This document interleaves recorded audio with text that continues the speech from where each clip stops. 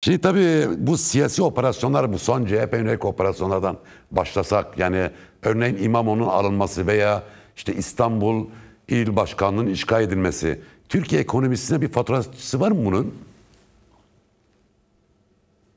Elbette yani borsanın verdiği bir tepki var. Onun kur üzerinde yarattığı bir etki var. Türkiye'de kur artınca enflasyonun yükseldiğini biliyoruz. O kurun artışını baskılamak için Merkez Bankası'nın e, yaktığı rezervler var, döviz rezervleri.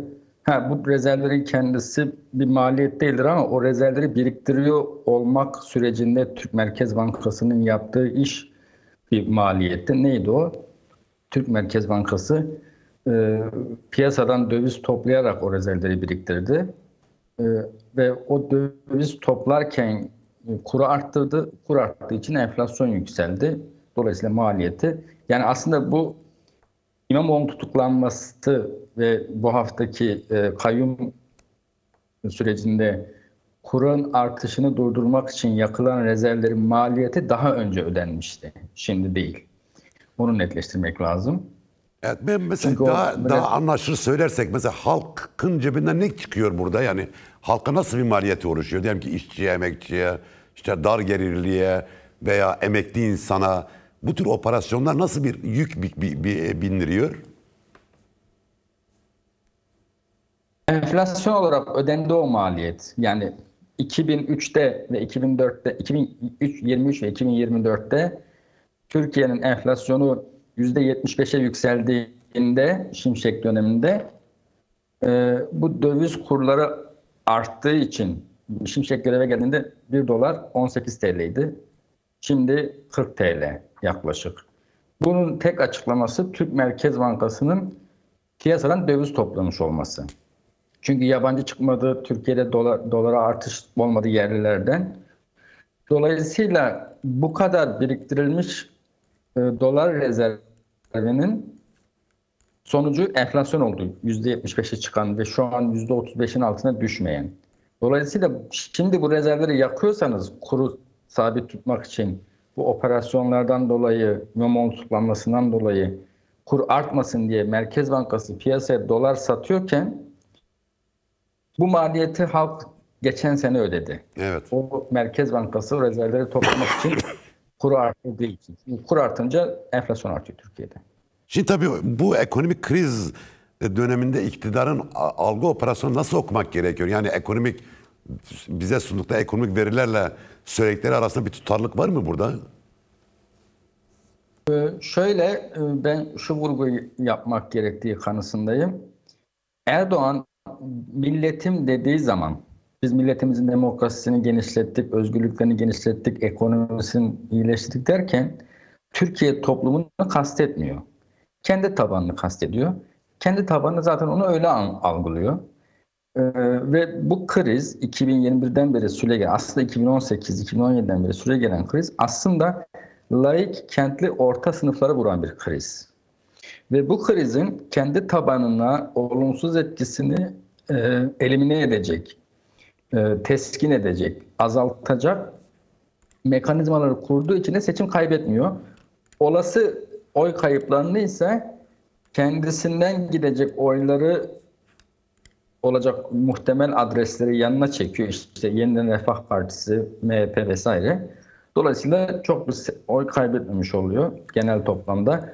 Yani bu kriz neden kentli orta sınıflara vuruyor? Dolar çok yükseldiği için daha çok ithalat yapan bu kentli orta sınıflar artık eskisi kadar ithalat yapamıyor pahalılaştığı için. İkincisi de AKP'nin seçim kazanamadığı şehirlere bakarsak bu şehirlerde e, kira gelir oranı çok yüksek. İstanbul, Ankara, İzmir, Metropol, Antalya. Ama Anadolu'nun çeperinde, İç Anadolu ve Karadeniz'de bu oran çok yüksek değil. Ve zaten orada kiracı oranı da çok yüksek değil. İnsanların çoğunun kendi evi var. Bir de çocuğunuz memursa, memur maaşına zam yapıldıysa bu krizi ayakta kalabilecek ya da belediyeler üzerinden aktarılan bazı mekanizmalarla ya da cemaatler üzerinden aktarılan bazı imkanlarla kendi tabanınızın krizden etkisini azaltıyorsunuz. size oy vermeyen kitlerin kriz altında daha çok zorluk çektiği bir durum yaratmış oluyorsunuz.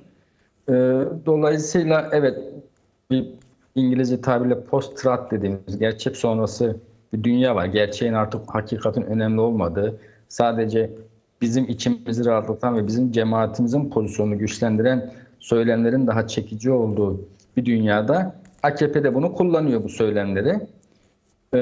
Ama şunu da unutmamak lazım. Bu krizin etkileri en zengin kesimi vurmuyor. Bu krizden onlar faydalanıyor. Özellikle tekelci holdingler ve onun etrafında örgütlenmiş finans sektörü Evet. ve inşaat rantı. Bir de kendisine oy veren alt orta sınıfsa belediyeler veya başka cemaatler veya memuriyet mekanizmalarıyla etkileri dindirildiği için görece ayakta kalabiliyorlar. Daha çok krizin etkisini hissedense kentli orta sınıflar. O zaman burada AKP başarılı bir iş yapıyor kendisi açısından. Öyle mi? Kesinlikle. Kesinlikle. Evet. Şimdi oradan şuna gelmek istiyorum. Tabii Türkiye yani önemli bir bölgede bulunuyor. Yani hem Orta Doğu bölgede Kürt sorunu ve Kürdistan sorununda bir sorun da var. Bölgede bir güç de olmak istiyor. Bu konuda özellikle Arap Bahar'la beraber bir takım askeri girişimler de yapmıştır. Libya'dan Somali'ye kadar uzanan bir hikayesi var. Kuzeydoğu Suriye'ye yönelik işgal politikası yürüttü. İşte Azerbaycan-Ermenistan savaşında orada da bir takım müdahalelerde bulundu. Ve son dönemlerde Türkiye çok büyük askeri yatırımlar yapıyor. Neden buna ihtiyaç duyuyor? Yani bu genel küresel militaristleşmenin bir parçası mıdır? Yoksa Türkiye'nin yani bu ekonomik krize rağmen bu kadar parayı, bu kadar kaynağı silahlanmaya ayırmak ne için yapıyor bunu sence? Evet, sizin de ima ettiğiniz üzere dünya yeniden yapılanıyor. Özellikle Çin ve ABD gerilimi üzerinden yeniden tanımlanıyor.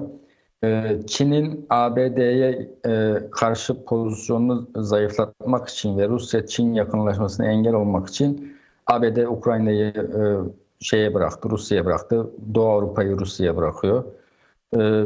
Orta Doğu'da yeniden bir şekillenme var. Bütün bu yeniden yapılanma içinde muhtemelen, çok emin olmamakla birlikte şöyle bir fikrim var. Bugüne kadarki küreselleşme ya da ekonomik küreselleşme devam edecek ama politik küreselleşmenin eskisi kadar güçlü olmayacağını, yani çoğulcu, farklı kimliklerin birbirini tanıdığı, farklı ulusların birbiriyle karşılaştığı. Çünkü bu biraz işçi sınıfının da bir araya gelebildiği ve temas kurabildiği bir ortam yarattı. Oysa biz niye küreselleşmeye geçtik? 80 sonrası Sovyetler çökmüştü ve artık sosyalist alternatif olmadığı için işçi sınıfına sosyalizm tarafından cazip olmasını engelleyecek sosyal refah politikalarına gerek kalmamıştı. Ve içerideki pazar yetmediği için bu küresel sermayenin geniş pazarlara ve ucuz üretime erişimin önüne açılması gerekiyordu. Şimdi yani şu demek, 1980 sonrası küreselleşme Çin sayesinde mümkün oldu. Çin'deki ucuz üretim. Ve Çin'deki ucuz üretim mümkün kıldığı düşük enflasyon işçi sınıfına verilen bir sus payıydı. Evet. Yani 80 sonrası dünyada emekçilerin gayri safi milli hasıladan aldığı pay, yani kendi ürettiği pastadan aldığı pay düştü. Ama düşük enflasyon dolayısıyla bu tepki yaratmadı. Ama pandemide gördük ki bütün bu üretimi Çin ve o Uzak Asya yoğunlaştırmanın bir maliyeti oldu. Tedarik sorunları kırıldı, enflasyon çıktı. Şimdi özellikle de bir de bu değerli toprak madenleri dediğimiz, elementleri dediğimiz mesele çok kritik burada. Bunların rezervinin %70'ini Çin'de hakim ve işleme kapasitesinin %90'ına Çin hakim. Değerli toprak madenleri bugünkü yüksek teknolojik ekonomide çok kritik bir rola sahip. Akıllı telefonlar, rüzgar enerjisi, askeri sanayi, teknolojik ürünler, bütün bildiğimiz cep telefonları neyse. Şimdi eğer Amerika için önünde şöyle bir risk var. Eğer Çin derse ki ben bunları yuanla fiyatlıyorum ve eğer bu değerli toprak madenleri 20. yüzyıl kapitalizmindeki petrol gibi fonksiyona sahip olursa, ki Amerikan dolar hakimiyetinin dayandığı nokta orasıydı. Petrolün dolarla fiyatlanması. Evet. O yüzden dolar bir uluslararası piyasa hakimiyeti var. Amerika'nın hakimiyeti çuvallıyor. Dolayısıyla bunu engellemek için ve bugüne kadarki ucuz üretimle belli bir para biriktirmiş Çin'in artık ben ucuz emek yapmayacağım, üst segmente çıkmak istiyorum, üst lige çıkmak istiyorum. Ben de temiz enerji, rüzgar enerjisi, rüzgar panelleri, güneş panelleri, elektrikli araba, cep telefonu üreteceğim. Artık tekstil atölyesi yapmayacağım. Bir mevcut küresel iş bölümüne meydan okumasıyla bir dünyada yeniden yapılanma var. Dolayısıyla bu küreselleşmeyi yeniden yapılandırırken aslında bölgesel aktörlerin öne çıktığı bir yeniden tasarım gibi konuşuluyor. Yani nedir? Türkiye Orta Doğu'da aktör, güçlü merkez. Almanya Avrupa'da, Brezilya Latin Amerika'da ve orada bir ticari bütünleşme şeklinde. Dolayısıyla Türk devleti içinde Erdoğan'a ikna olmuş Klik bu projeksiyona okey veriyor.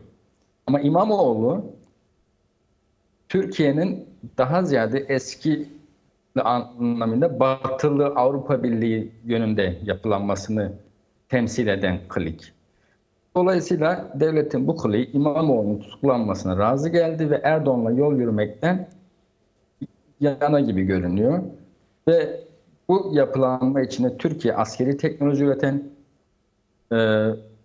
kendi üretim segmentinde de kendini yukarıya çıkartan, orta düzey, yüksek düzey teknoloji ürünler üreten bir Türkiye olmayı hedefliyor. Yani artık montaj hattı ucuz üretim değil, en azından Orta Doğu'daki bazı bölgelere araba satan, uçak satan, askeri teknoloji satan bir ülke olmak istiyor. Yani Erdoğan'ın Kürt-Arap-Türk işbirliği derken sunduğu perspektif biraz bu Orta Doğu'nun küresel üretime dahil olduğu ve Türkiye'nin de şimdiye kadar yaptığı ucuz üretimi Orta Doğu'ya bıraktığı, Evet. kendisinin de daha üst segmentte yoğunlaştığı bir yapılanma gibi görünüyor. Ama Orta Doğu tabii başka da var Orta Doğu'da. Yani Orta Doğu'da işte Amerika Birleşik Devletleri bir şekilde var, İngiltere var. Ama daha da önemlisi İsrail var ve İsrail'in özellikle 7 Ekim 2023'te yapılan Hamas saldırısı sonrası başlayan süreçteki rolünü görüyoruz. Yani bu hedeflerine Türkiye uğraşabilir mi? Yani Orta Doğu'da örneğin İsrail'le bir güç savaşında teknolojik ve askeri anlamda bir denge oluşturabilir mi yoksa? Güç savaşından ziyade birbirini tamamlayıcı rekabet süreçleri de olabilir. Evet. Yani siz atıyorum mesela arabanın direksiyonunu üretirsiniz, öbürü tekerini üretir, biri motorunu üretir. Birbiriyle zaten bu damat askeri teknoloji üreten şirketin sahibi sahibi olduğu firma İsrail'le ortak olan bir İtalyan firmayla bir ortaklık sözleşmesi imzaladı. Yani burada rekabet ve işbirliği beraber yürüyecek. Yani rekabet ve işbirliği birbirini dışlayacak süreçler gibi gelmiyor bana. Evet. Şimdi tabii Türkiye yani savaşa ve birçok kaynak ayırıyor. Büyük ihtimalle tabii bunu da bütçenin aslan payından arıyor. Yani gizli örnekleri saymıyorum sadece. Daha önce biliyorsunuz Erdoğan söylemişti. İşte bu biber ve domates fiyatlarının artışından rahatsız olan insanlara Kayseri'deki bir mitingde sanıyorum demişti. Yani bir merminin fiyatının kaç kuruş olduğunu biliyor musunuz? Bu mermiyi daha çok da Kürtlere sıktılar. Kürtlere karşı kullandılar. Şu anda Kuzeydoğu Suriye'de işte Rojava'da Afrin'i işgal etmiş durumdalar. Grespi Serikan'ı işgal etmiş durumdalar. Orada cihadist grupları besliyorlar. Yani cihadistlerden oluşan bir ordular da var orada. Milli Suriye ordusu dedikleri şey. Kürdistan'da da askeri faaliyetleri devam ediyor. Bütün bu maliyetler toplum tarafından biliniyor mu? Yani toplum kendi cebinden çıkan paranın neye tekabül ettiğini, nereye gittiğini bu konuda toplum bir fikre sahip mi sence? Ve bu konuda toplumu anlatmakta demokrasi güçleri başarısızlar mı? Evet, bence demokrasi güçleri başarısız olduk bu konuda, kendine dahil ederek söyleyeyim. Ama orada şöyle bir yönetici dinamik var gibi geliyor bana. Birincisi egemen ulus diğer kendisine tabi gördüğü ulusla eşitlenmeyi kabul etmediği sürece o eşitsizliğin maliyetine razı geliyor. Örneğin şöyle bir örnek verelim. Literatürde güç oyunun bedeli diye geçiyor. Eşinin çalışmasını istemeyen erkek. Eşi çalışsa kendisinin ekonomik refahı artacak, kendisinin üzerindeki ekonomik yük azalacak. Ama sırf eşiyle eşitlenecek diye ve eşi evdeki erkek egemenliği parçalanacak diye eşinin çalışmasına izin vermiyor. Yani Türkler Kürtlerle barışsa, eşitlense kendilerinin de ekonomik refah artacak. Savaşa ayrılan kaynaklar, insan kaynağı, ekonomik kaynaklar hepsi sağlığa, eğitime, refaha ayrılacak. Ama eşitlenmek istemediğiniz sürece bu maliyeti göze alabiliyorsunuz. İkinci yönetici faktör, kalkınmamış toplumlar bu uluslararası hiyerarşideki konumunu yukarı çıkacak projeksiyonları, söylemleri satın alırlar.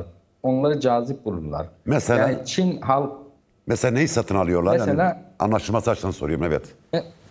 mesela CHP'li iktisatçılar 2023 seçimlerinde neyi önerdiler? Faizler artırılsın, işsizlik artırılsın ki enflasyon düşürülsün. Erdoğan neyi pazarladı? Doğalgaz, uçak, TOK, yani büyüyen bir Türkiye, büyük bir projeksiyon sundu. Ve AKP'li ne dedi? Kuru soğan yeriz ama ülkemizin kalkınmasına getirsin.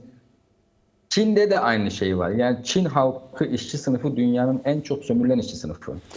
Ama oradaki kolektivist hakim zihniyet, Çin devletine feda ediyorum kendimi ve Çin halkının, Çin ulusunun kalkınıp dünyada söz sahibi güçlü bir devlet olması için 16 saat çalışmaya razıyım diyen bir zihniyet kültürü hakim olduğu için böyle bir sonuç ortaya çıkabiliyor.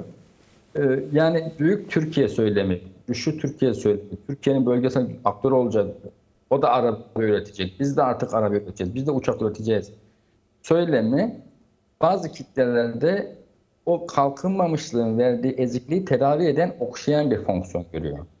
Erdoğan'ın o baba figürü de bu fonksiyonu görüyor. Burayı çözümlersek bu duyguyu, bu eksiklik duygusunu tamir edecek bir demokratik söylem geliştirirsek işe yarar. Ama yani 87-4'ten beri süre gelen çatışma sürecinin çok büyük ekonomik maliyeti oldu. Bazı hesaplamaya göre 3 trilyon, benim hesaplamama göre 484 milyar dolar. Yani şöyle bir hesaplama yaptım. Çok basit. Türkiye'nin çatışmanın olduğu yıllarla çatışmanın olmadığı yıllardaki büyüme rakamlarını ve enflasyonunu karşılaştırdım. Türkiye'de hiç çatışma olmasaydı ve hiç çatışmanın olmadığı yıllardaki gibi bir ekonomik performansı olsaydı 84'ten beri Türkiye'de enflasyon ortalama %17 olacaktı, %50 değil. Ve kişi başı milli gelirde 14 bin dolar değil 20 bin dolar olacaktı. Böyle bir fark var. Yani Türkiye hiç çatışmada olmadığı yıllardaki gibi devam etseydi. Ama milliyetçi hakim ulus kibri size bu maliyeti meşru gösterebilir. Çünkü bugün bakıyoruz barış sürecine karşı çıkan kitleler tam da bu zihniyetten muzdarip olan kitleler. Yani eşitlenmeyi istemeyen ve devletine Kürtlere saldırırken kızdığı devletini Kürtlerle barışırken kızan bir zihniyet var. Yani Kürtlere saldırırken kızmıyor ama Kürtlere barışırken kızıyor yani. Evet. Tabii bu... Yani şöyle diyor. Evet. Bana daha düne kadar Kürt yok diyordun. Bunlar böyle diyordun. Şimdi oturmuş masaya barışıyorsun. Beni mi kandırdın, beni mi satıyorsun gibi psikoloji var galiba. Tabii bu durumun anlaşılması barış gibi bir meseleyi yani daha anlaşılır hale mi getirir acaba? Yani toplumların, kitlelerin savaşın kötü bir şey olduğunu, aslında onun cebinden çıkan parayla bunun finanse edildiği fikriyatı toplumda gelişirse barış daha rasyonel bir hale mi gelir acaba?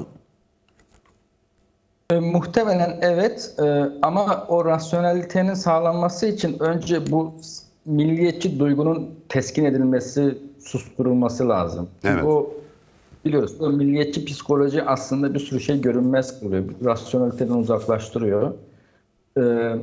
Önce o psikolojinin tedavi edilmesi lazım açıkçası. O ırkçılığın tepeden bakan kibrin. Sonra evet bak barış senin lehine, senin de ekonomik lehine diyebiliyor oluyorsun. Çünkü öbür türlü anlatamıyorsun.